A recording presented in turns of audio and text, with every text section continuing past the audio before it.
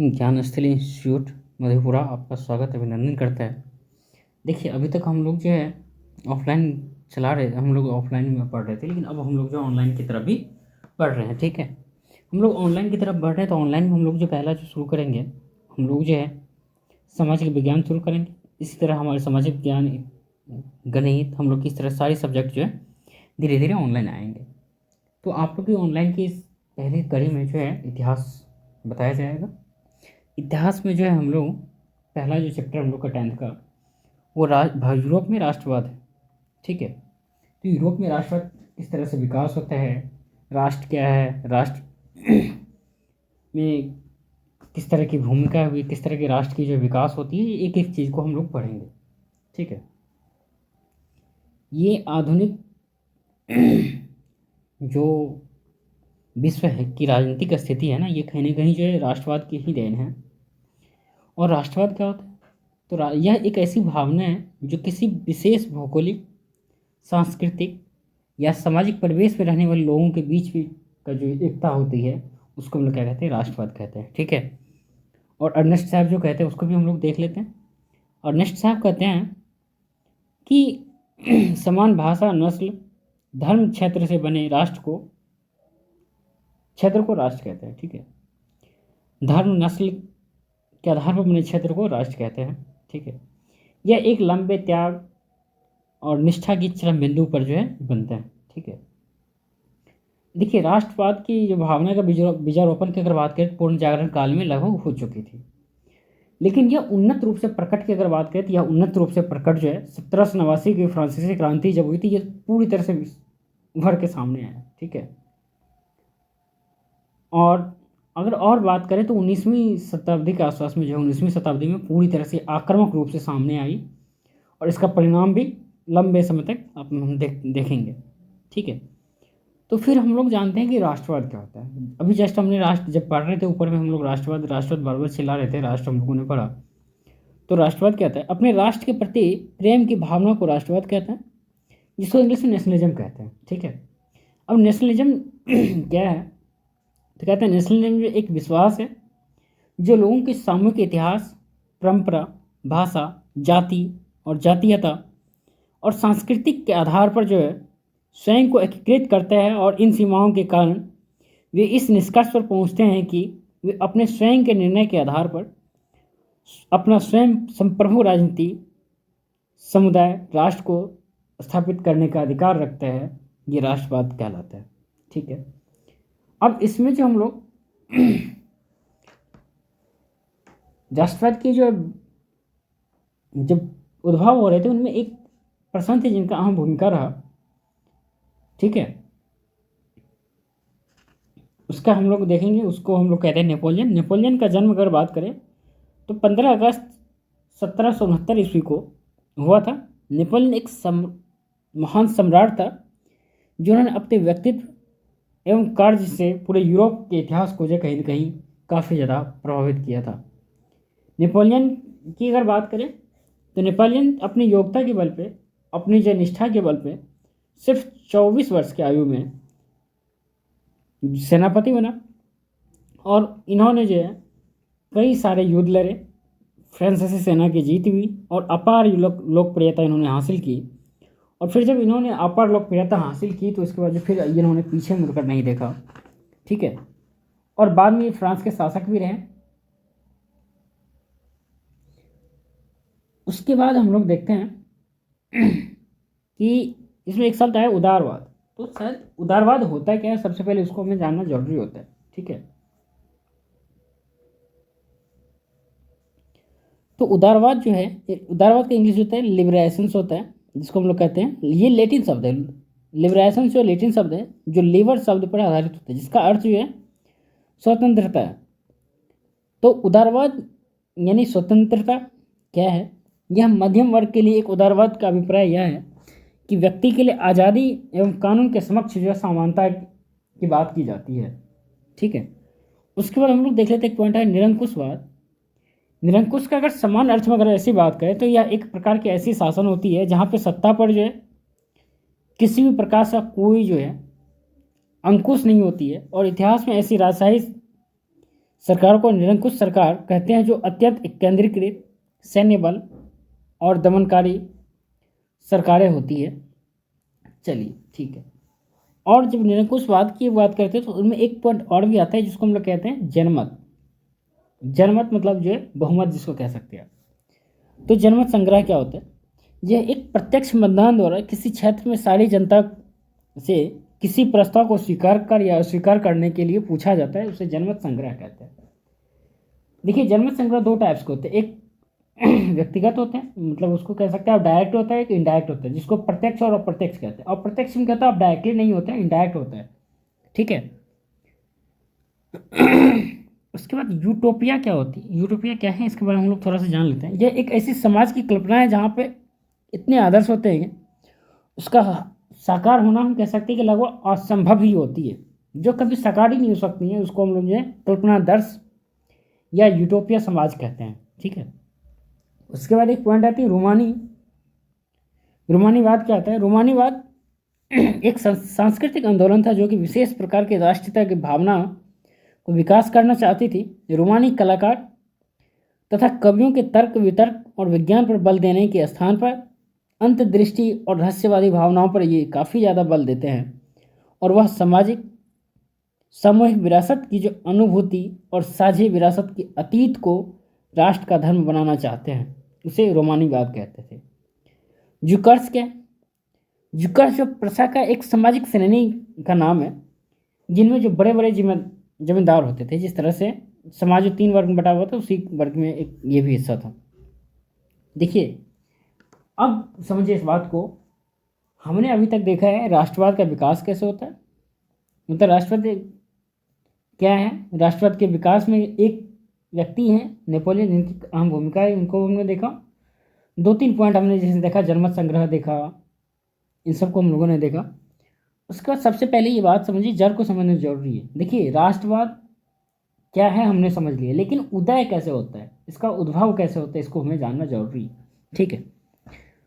चलिए उदय के कारण जो पहला निरंकुश शासन जो है वो व्यवस्था काफ़ी ज़्यादा महत्व निभाती है। देखिए इस बात को समझिए ऐसे कि आपको किसी चीज़ की कमी होगी तो या तो आप उसको जो है एक्सपेंड करने, आप विस्तार करने के लिए या तो उनसे आप जबरदस्ती करेंगे या किसी तरह की आंदोलन करें, या जबरदस्ती करेंगे या तो आप छीनने की कोशिश करेंगे या उसकी जो है आप आंदोलन करें। आंदोलन कई तरह के हो सकते हैं आपके, हिंसक भी आंदोलन हो सकते हैं, अहिंसक भी हो सकते हैं, ठीक है। जिस तरह से भारत की आज़ादी हुई, भारत की आज़ादी में किस तरह से भूमिका हुई आप जानती हैं, अहिंसक आंदोलन हिंसक आंदोलन हुए, ठीक है। तो उसी तरह हिंसक या अहिंसक दोनों तरह के आंदोलन हो सकते हैं।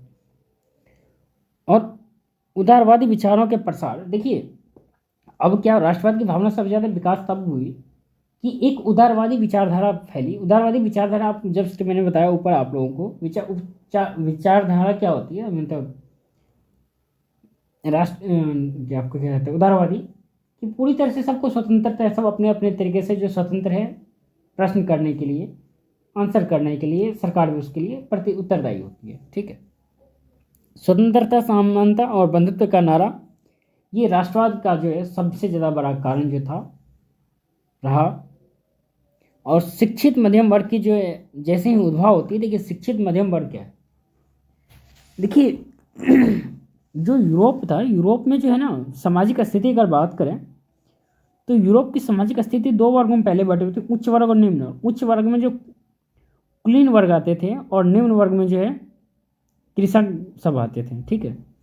और इन्हीं दो के बीच में एक नया वर्ग का जन्म लेता है जिसको हम लोग शिक्षित वर्ग कहते हैं, जिसको तीसरा वर्ग कहते हैं, ठीक है। और अगर यूरोप में राष्ट्रवाद की बात करें तो क्रमिक विकास को अगर बात करें हम, तो पहले जो फ्रांसीसी क्रांति होती है जिनमें राष्ट्रवाद की जो भावना कहीं ना कहीं जो प्रखर रूप से सामने आती है, ठीक है। उसके बाद नेपोलियन के द्वारा जो है 1804 में नेपोलियन संहिता लाई जाती है, जिसको हम लोग नागरिक संहिता के नाम से भी जानते हैं, ठीक है। और इनमें जो कुछ रूल्स रेगुलेशंस ऐसे थे जिनको लेके जो लिबरल थे, मतलब उदार थे, इसी का फ़ायदा उठाते हुए 1815 में वियना संधि होती है, जिस ऑस्ट्रिया के चांसलर जो मेटरनिक हैं इनका जो है अध्यक्षता करते हैं, जो कि घोर प्रतिक्रियावादी था इस सम्मेलन में जो लगभग भाग जो लिए थे वो ब्रिटेन थे, रूस थे, प्रसा थे, जैसे यूरोपीय शक्ति जो थी मिलकर जो है एक संघ बनाया था, एक संधि हुई थी जिसको हम लोग जो क्या कहते हैं वियना की संधि।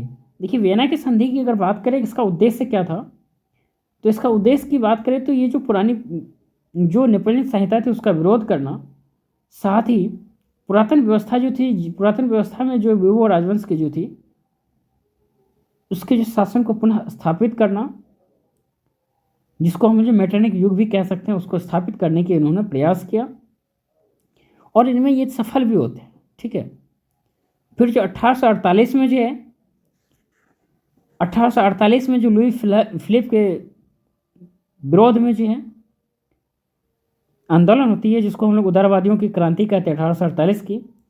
ये जो लुई फिलिप है, लुई फिलिप उदारवादी शासक थे, परंतु ये काफ़ी ज़्यादा महत्वाकांक्षी भी व्यक्ति थे जो अपने विरोधियों को खुश करने के लिए स्वर्णिम मध्य वर्गीय नीति को जो अपनाते हैं।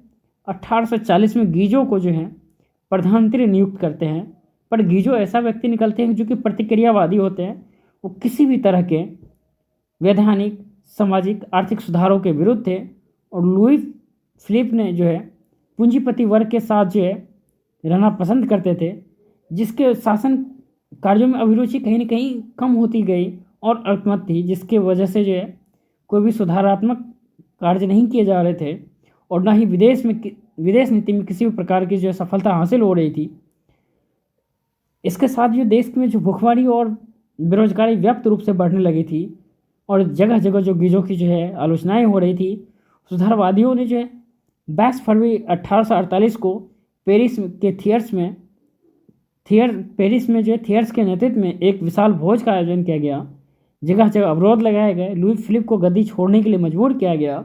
अतः लुई फिलिप ने 24 फरवरी को अपने सत्ता का जो है त्याग किया और बाद में वो इंग्लैंड चले जाते हैं। उसके बाद जो है नेशनल असेंबली का गठन होता है, स्वतंत्रता की घोषणा होती है और 21 वर्ष की जो ऊपर के जितने भी वयस्क व्यक्ति थे सभी को मताधिकार करने का अधिकार मिला। साथ ही कम जो है लोगों को जो काम रोजगार प्रोवाइड करने की जिम्मेदारी दी गई। फिर हम लोग देखते हैं जर्मनी का एकीकरण 1866 से 1871 के बीच में जो है किस तरह से जर्मनी का एकीकरण होता है। उसी तरह इटली के एकीकरण देखेंगे 1859 से लेकर 1871 तक में। ठीक है, अब यूरोप में राष्ट्रवाद कैसे जन्म लेते हैं इसको हम लोग देखेंगे। ठीक है, किसी भी राष्ट्र निर्माण के लिए एक सामूहिक पहचान, सांस्कृतिक परंपरा आदि समान रूप से होना जरूरी होता है। ठीक है, यूरोप में अलग अलग समाज थे, जैसे हिबर्ट समाज के लोग जो जर्मन, अंग्रेजी, फ्रेंच, इटली आदि अलग अलग भाषाएं बोलते थे। ठीक है, और इस बात को आप समझिए कि 19वीं शताब्दी से पहले जो वहाँ की जो समाज को हम देखना उस वहाँ की समाज कैसी थी। ठीक है, तो वहाँ की अगर समाज की बात करें तो वहाँ की समाज दो वर्ग में बटी हुई थी। उच्च वर्ग जिसको हमने कुलीन वर्ग कहा और निम्न वर्ग जिसको कृषि वर्ग कहा। देखिए उच्च वर्ग की जनसंख्या काफ़ी कम थी, लेकिन लोगों के वर्चस्व काफ़ी ज़्यादा अधिक थे। ठीक है, और यानी कि वो जमींदार वर्ग थे, सारे खेतों के मालिक थे और उनको सभी अधिकार जो है दिए गए थे।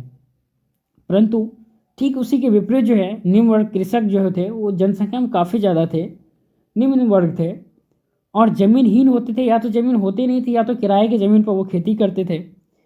इसे जो समझिए इस बात को किसी भी प्रकार का अधिकार नहीं था और यह समाज असमान रूप से यूरोपियन समाज को अलग करती थी। और 19वीं शताब्दी के आसपास अगर बात करें एक नया वर्ग का उद्भव होता है जिसको हम लोग कहते हैं मध्यम वर्ग। मध्यम वर्ग वो वर्ग था जो पढ़े लिखे लोग थे, जिनमें शिक्षक, उद्योगपति, डॉक्टर, व्यापारी आदि थे। पढ़े लिखे लोगों होने के नाता जो एक समान कानून की मांग करते हैं और यानी उदारवादी राष्ट्र की बात करते हैं ये लोग। ठीक है, तो उदारवादी राष्ट्रवाद क्या है एक बार हम लोग देख लेते हैं। ठीक है, उदारवादी राष्ट्रवाद के चलते राष्ट्र के विचार सभी जगह फैलने लगे थे, जिसकी वजह से जो 1789 की क्रांति होती है पहली। ठीक है, इससे राज्य के अंदर जो है जो भी नियंत्रण थे चीज़ों पे, पूंजी आगमन पे, उससे जो खत्म कर दिया गया। लेकिन अलग अलग राज्यों के बीच जो नियंत्रण यानी सीमा शुल्क भी जो खत्म नहीं कर पाया था इन लोगों ने। इसके लिए एक संगठन बनाया गया जिसका नाम जाल्वे राइन रखा गया, जो जितने भी शुल्क थे उसको अवरोध जो थे उसको खत्म करने का प्रयास कर दिया गया बाद में। मुद्राओं की जो संख्या थी पहले 30 से अधिक थी, जिसको धीरे धीरे कम करके 2 लाए गए। और नेपोलियन के समय केवल पुरुष के पास धन होते थे और वही वोट दे सकते थे, परंतु 1815 के बाद जो है 1847 की क्रांति जब होते हैं तो इसमें जो है सभी को जो मताधिकार देने का प्रावधान किया गया। ठीक है, तो जाल्वराइन क्या था? जाल्वराइन जो है एक जर्मन शुल्क संघ था जिनमें अधिकांश जर्मन राज्य शामिल थे, जहाँ 1834 ईस्वी में प्रशा की पहल पर जो स्थापित हुई थी। इनमें विभिन्न राज्यों के बीच जो है शुल्क अवरोध को समाप्त कर दिया गया और मुद्राओं की संख्या को भी घटा दी गई। जो पहले 20 से अधिक संख्या में थी वो अब धीरे धीरे जो है 2 हो गए। और यह जो है यह संघ जो है जर्मनी के आर्थिक एकीकरण का प्रतीक है। ठीक है, तो हम लोग देखते हैं 1789 की फ्रांसीसी क्रांति क्या थी। ठीक है, तो 1789 की फ्रांसीसी क्रांति को राष्ट्र में जो पहली क्रांति की जो अभिव्यक्ति दी जाती है, अभिव्यक्ति कहा जाता है कि यह राष्ट्र की जो प्रथम क्रांति थे, राष्ट्रवाद की जो पहली प्रथम क्रांति थी। इसे फ्रांस में राजतंत्र को समाप्त कर प्रभुसत्ता फ्रांसीसी सरकार नागरिकों को सौंपी। इस क्रांति ने पहले फ्रांस ऐसा राज्य जिसके भूभाग पर एक निरंकुश राजा का शासन था। फ्रांसीसी क्रांति के आरंभ से ही फ्रांसीसी क्रांतिकारियों ने एक कदम उठाया जिनमें फ्रांसीसी लोगों को एक सामूहिक पहचान, राष्ट्रवाद की भावना पैदा हो सकती थी। बाद में नेपोलियन ने प्रशासनिक क्षेत्रों में सुधार प्रारंभ किए, जिससे 1804 में नेपोलियन संहिता यानी नागरिक संहिता के नाम से जाना जाता है, जिसके अलावा यूरोपियन समाज में 19वीं सदी के शुरुआत में एकता से संबंधित विचार, उदारवाद से जुड़े क्रम थे। ठीक है, थैंक यू।